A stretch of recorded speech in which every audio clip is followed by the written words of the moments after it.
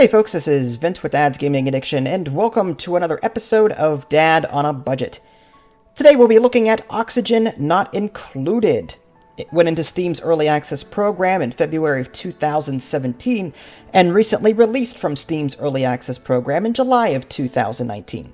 It's a management survival simulation similar to Don't Starve in the sense that it's got really cartoony-esque graphics, and it's also similar to Planet Base and RimWorld in the sense that it's a colony survival game.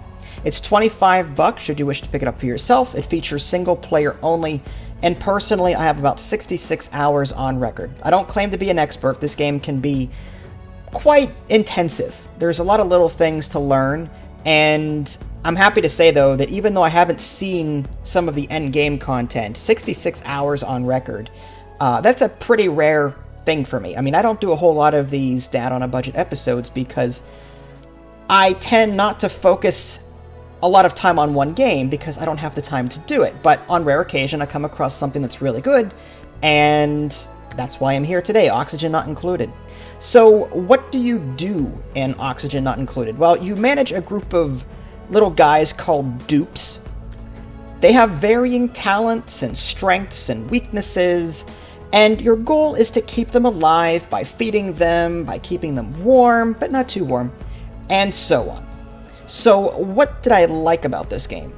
There's a lot of likes, so bear with me. First and foremost, it is really addicting. It's hard to play this for, I want to say, less than 3 hours in one sitting. If I start this game up, I have to be prepared to accept that I'm not playing any other games for that night, and it's possible that I'm going to bed later than normal. So it's not like I can boot this up for 20 minutes and then turn it back off again. This is a game that sucks you in.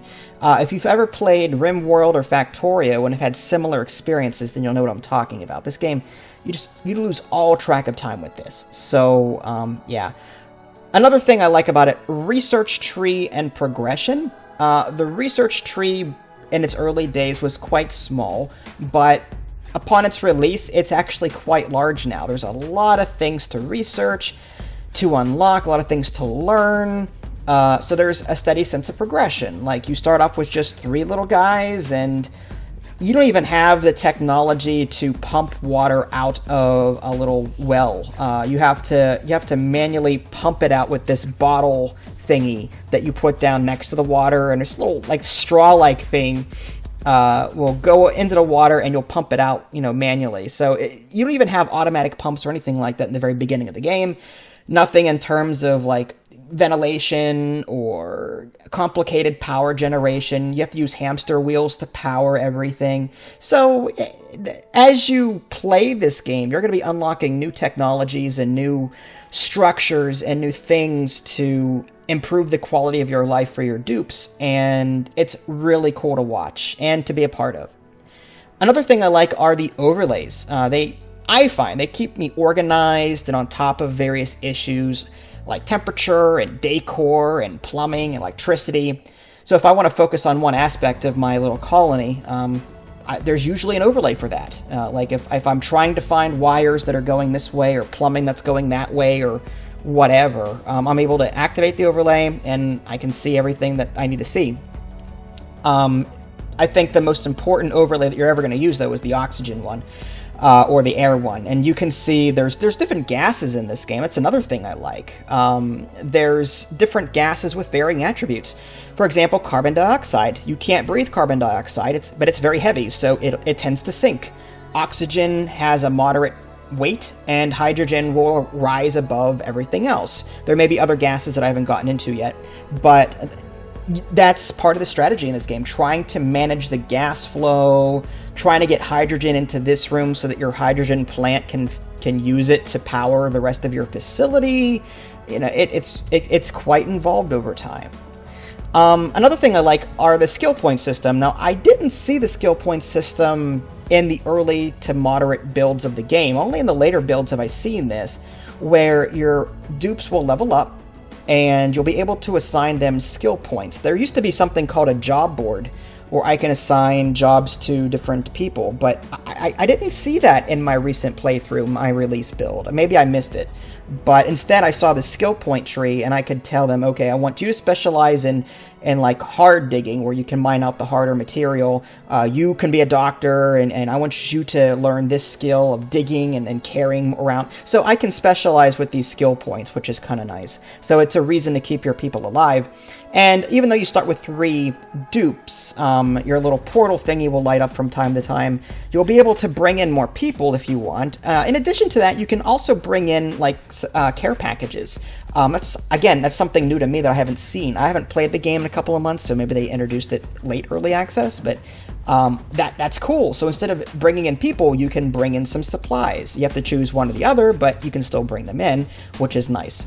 Schedules, if you've got people that are loud sleepers at night and wake up everyone else, maybe you might want to schedule them to sleep at different times, or just separate their beds, whatever you want to do. There's a lot of variability and a lot of customization that you can do here. I also like the fact that you can build your base any way you want for the most part.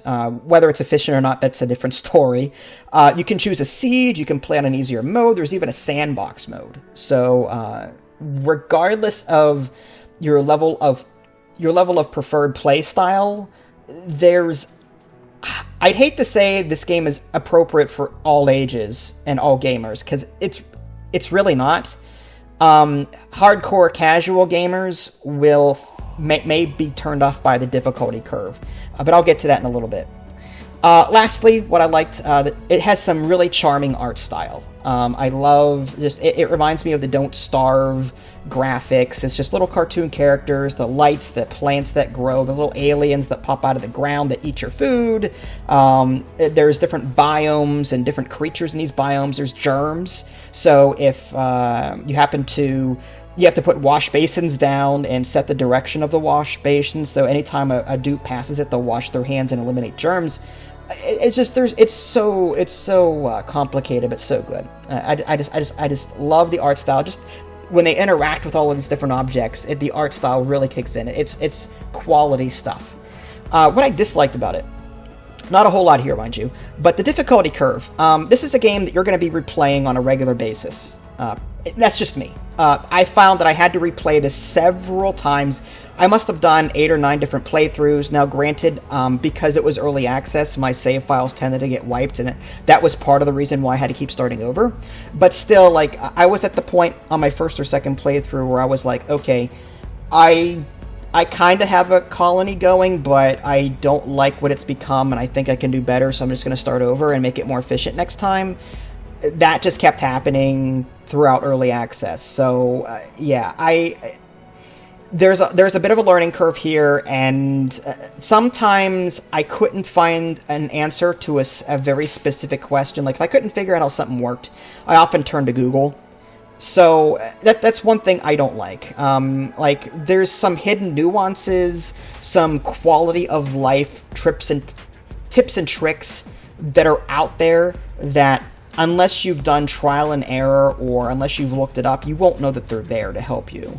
Luckily, there's a lot of people that play this game religiously that know all the tips and tricks, and you can probably watch one of their videos. Another thing I don't like is micromanagement.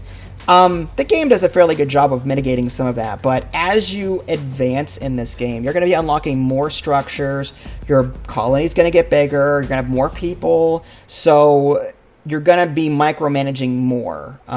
So that can be a little time consuming, but in leveling them up at skill point wise and specializing, it's easy to specialize 3 people because you only have 3 people, but when you've got like 10 people, maybe, not that you may not have 10 people, but I'm just saying, if you decide to grow your colony to 10 people, trying to micromanage them into their own specific areas and fields and priorities, you can set priorities like in RimWorld, that can be a chore. That can be a chore. So, all in all, I think this game is fantastic. If I had to describe this game in one word, I would say quality. It's a quality game. Highly recommend it. Like I said, it's not appropriate for every single gamer out there, but for most gamers, it's appropriate. If you're one of those people that has 0 patience, then don't play this. But if you're willing to learn, personally, I have a little patience because I play so many games and I have to keep moving on to new ones. And the ability for me to sit down on any one is difficult. But this game sucked me in. Like Factorio, like RimWorld, even though they've got learning curves and long play times, it sucked me in, and I love it. So, do I recommend it? Absolutely. 66 hours, again, the game is like $25, so that's a lot of playtime, a lot of bang for your buck. One playthrough will take you several hours to play, maybe even 20. I don't know how long you can technically play for, because I've never gotten to an end game scenario, but you can spend a lot of time on just one playthrough. And when you think about the price of movies nowadays, like if you go to the cinema and, those what is it? I don't even know if it's $7 anymore. It used to be $7. Maybe it's even $10 or $12 now for a movie. And could you imagine a two-person date, $25-30 at the movies? That's the price of this game. And a movie is only, what, an hour and a half, 2 hours long on average? So I had 66 hours out of this game so far. It's interactive. It's fantastic. So do I recommend it? Absolutely. Okay, so if you've seen these videos, you know what's coming. Time to rate it on my typical Picard scale. So, on a scale of I wish I were anywhere else Picard to blue, not funny Mr. Worf Picard, I'll have to give this game I'll never mix Taco Bell and curry ever again Picard. There you go. Hope that helped. All joking aside though, brilliant game, quality game. I can't imagine ever not recommending it. So, there's that. If you guys haven't already, subscribed to me on Twitch and YouTube. That way you can stay up to date with any new content I'm going to publish. This is Vince. Thanks for watching, and I'll catch you next time.